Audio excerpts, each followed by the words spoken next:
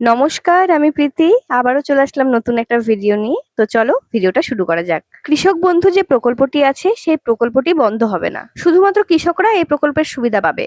বর্তমানে কৃষক বন্ধুর ভেরিফিকেশনও চলছে, সেটা নিয়েও একটা ভিডিও আমি বানিয়েছি। কৃষক বন্ধু নতুন করে অ্যাপ্লাই করার জন্য এই ফর্মটা ফিল আপ করতে হবে। তো আজকের ভিডিওতে আমি সেটাই আপনাদের দেখাবো যে এই ফর্মটা কি করে ফিল আপ করবে। তাহলে চলুন ভিডিওটা শুরু করা যাক। প্রথমেই বসাতে লাগবে কৃষক বন্ধুর আইডি নাম্বার। আপনার যে কৃষক বন্ধুর আইডি নাম্বার আছে সেটা বসিয়ে দেবেন। প্রথমেই বলে রাখি, লাস্টের যে ঘরটা আছে এটাতে আপনারা হাত দিতে যাবেন না।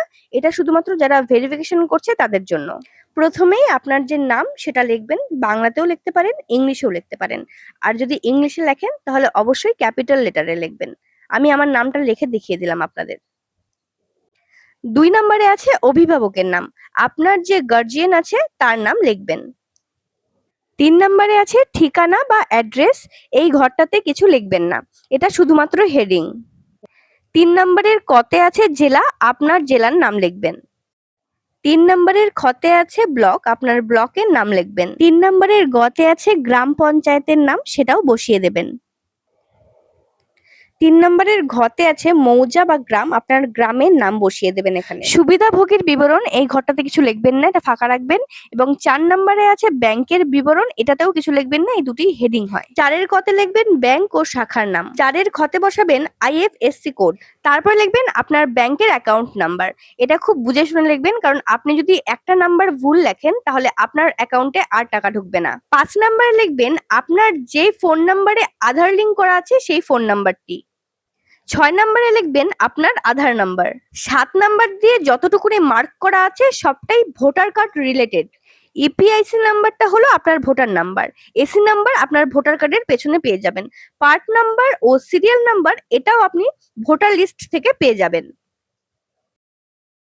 8 নাম্বার দিয়ে যে দুটো বক্স আছে দুটোই এসআইআর এর। ক নাম্বারে আপনার যদি এসআইআর এর নাম বাদ যায় তাহলে আপনি ইয়েস লিখবেন, আর না গেলে নো। খ নাম্বারে ট্রাইব্যুনালে মুতুব রয়েছে কিনা সেটা লিখবেন। সরি, 8 নম্বরে 3টি ঘর আছে। গ নম্বরে সিএএ যদি আবেদন করেন, করলে ইয়েস, না করলে নো। 9 নম্বরে আপনি যদি পিএম কিষানের সুবিধা পান, যদি পেয়ে থাকেন তবে ইয়েস, না থাকলে নো। 10 নম্বরে লিখবেন আপনার পেশা। আপনি যদি সরকারি চাকরিজীবী হন তবে সেটা লিখবেন, এবং যদি আপনি পেনশন পান সেটাও আপনি এখানে লিখবেন। 11 নম্বরে চাষযোগ্য জমির বিবরণ, এখানে কিছু দিবেন না, এটা হেডিং। 11 কতে লিখবেন জেল নাম্বার। 11 খতে লিখবেন খতিয়ান নাম্বার। গতে লিখবেন দাগ নাম্বার এবং ঘতে লিখবেন চাষযোগ্য জমির পরিমাণ। 11 ইয়তে লিখবেন খতিয়ানের ডেট এবং চতে লিখবেন জমি দখলের ধরন, মানে আপনি কি কারো কাছ থেকে কিনেছেন নাকি উত্তরাধিকারী সূত্রে পেয়েছেন। 12 নম্বরে লিখবেন আপনি যদি ইনকাম ট্যাক্স দেন তাহলে ইয়েস, এবং না যদি দেন তাহলে নো। পরের পেজে আসি। আর একটা কথা আগে বলে রাখি, আপনি যদি পুরুষ মানুষ হন তাহলে আপনার স্ত্রীর বিবরণ দিবেন, এবং আপনি যদি মহিলা হন তাহলে আপনার স্বামীর বিবরণ দিবেন। 13 নম্বরে স্বামী বা স্ত্রীর নাম। 14 নম্বর ব্যাংকের বিবরণ, এটা হেডিং, এখানে কিছু দিবেন না। 14 নম্বরের কতে দিবেন ব্যাংক ও শাখার নাম। 14 নম্বরের খতে দিবেন আইএফএসসি কোড, তার নিচেই ব্যাংকের অ্যাকাউন্ট নাম্বার। 15 নম্বরে আধারযুক্ত মোবাইল নাম্বার। 16 নম্বরে আধার নাম্বার। ইপিআইসি নাম্বারটা ভোটার নাম্বার, আপনার স্বামী বা স্ত্রীর voter number. AC number, part number, serial number সবকিছুই আপনার ভোটার লিস্ট থেকে পেয়ে যাবেন। 18 নম্বরে দিবেন কৃষক বন্ধুর সুবিধা পায় কিনা, পেলে ইয়েস, না পেলে নো। আর একটা জিনিস বলে রাখি, কেবিএন এর ফুল ফর্ম হচ্ছে কৃষক বন্ধু নিউ। তারপরে দিবেন এসআইআর এর নাম বাদ গেছে কিনা। খ নম্বরে দেবেন ট্রাইব্যুনালে মুতুব রয়েছে কিনা সেটা। গ নম্বরে সিএএ আবেদন করলে ইয়েস, না করলে নো। 20 নম্বরে আপনার স্বামী বা স্ত্রী যদি পিএম কিষানের সুবিধা পায় তাহলে লিখবেন, পেলে ইয়েস, না পেলে নো। 21 নম্বরে লিখবেন আপনার স্বামী বা স্ত্রীর পেশা।